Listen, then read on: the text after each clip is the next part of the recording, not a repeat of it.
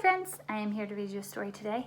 I am going to be reading from the Nursery and Fairy Tales collection of Mary Engelbreit. There are 20 amazing fairy tales or nursery rhymes in this book.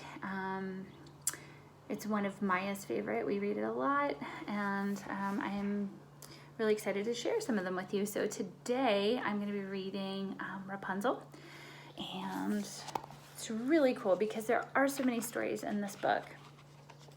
It has a table of contents, and it has all the stories listed and all the page numbers so you can find what you're looking for really easily. So I'm going to look down, and I'm going to find Rapunzel. Rapunzel starts with a R.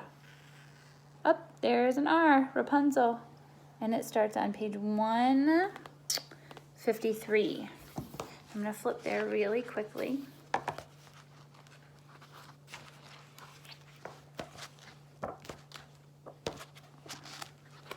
There's a lot of pages.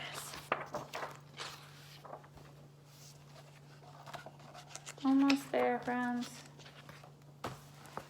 Here we go. And this is the story of Rapunzel. One day, a witch stole a little baby from her parents. She named the girl Rapunzel and locked her in a tall tower deep in the woods. The tower had no door, no stairs, and only a small window at the top. Rapunzel lived alone there for many years. Her golden hair grew so long, it reached the ground.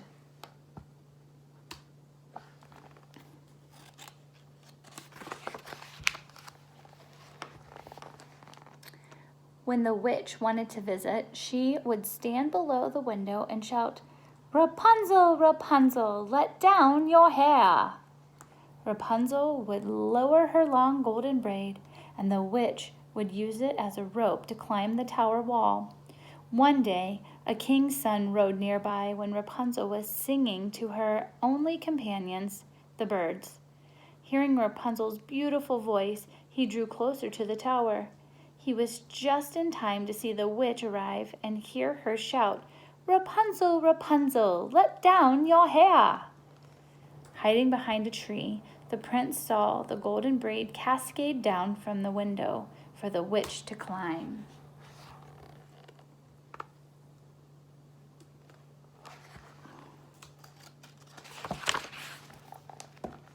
As soon as the witch had gone, the prince hurried to the foot of the tower and called, "Rapunzel, Rapunzel, let down your hair."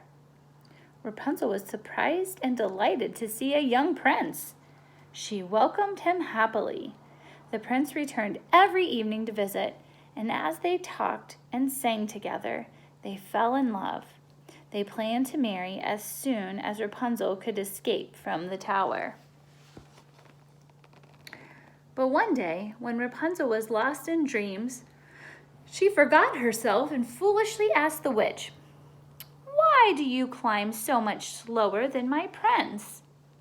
Realizing she'd been tricked, the witch grew furious.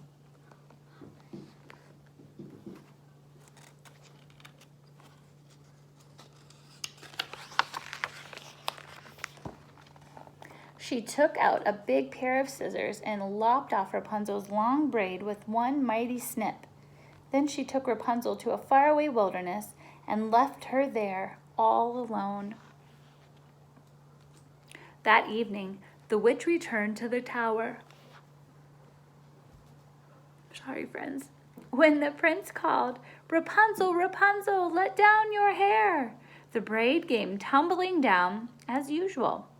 But when the prince reached the window, there was the witch.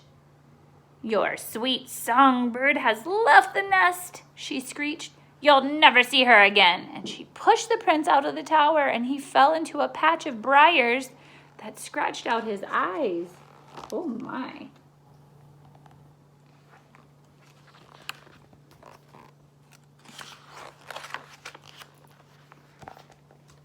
Blind and lonely, the prince wandered far and wide, always searching for Rapunzel. He'd nearly given up hope when one day he heard a soft, sad song that he recognized from long ago.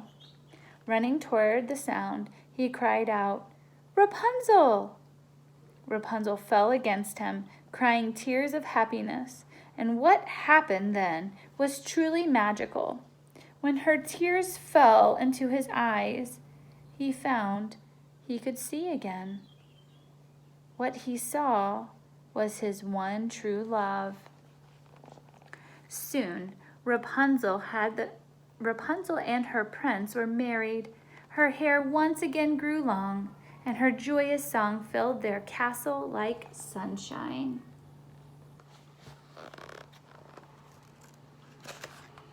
And that takes us to the next story, friends. So that is the end of the fairy tale Rapunzel.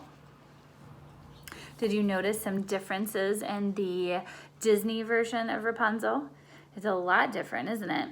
We don't really know in this story why the witch wants to keep Rapunzel locked in the tower. It doesn't say anything about having magical hair like they do in the Disney version.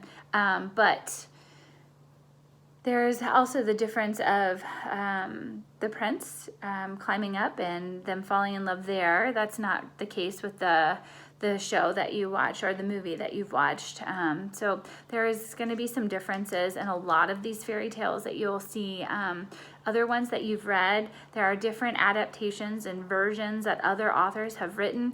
So some of the things that you may know to be true in one version may be a lot different in another. So keep that in mind as we keep reading fairy tales this week. And what I'd really like for you to do after you've done reading this story or listening to it with me, you can listen to it again if you'd like, or you can go straight to your journal and you can find the page for Tuesday. And I'd like for you to try and figure out what fairy tale elements that you noticed in the story of Rapunzel. Did they have any talking animals? Was there a special beginning, like Once Upon a Time? Was there royalty in the story? Trying to think else. Oh, special powers.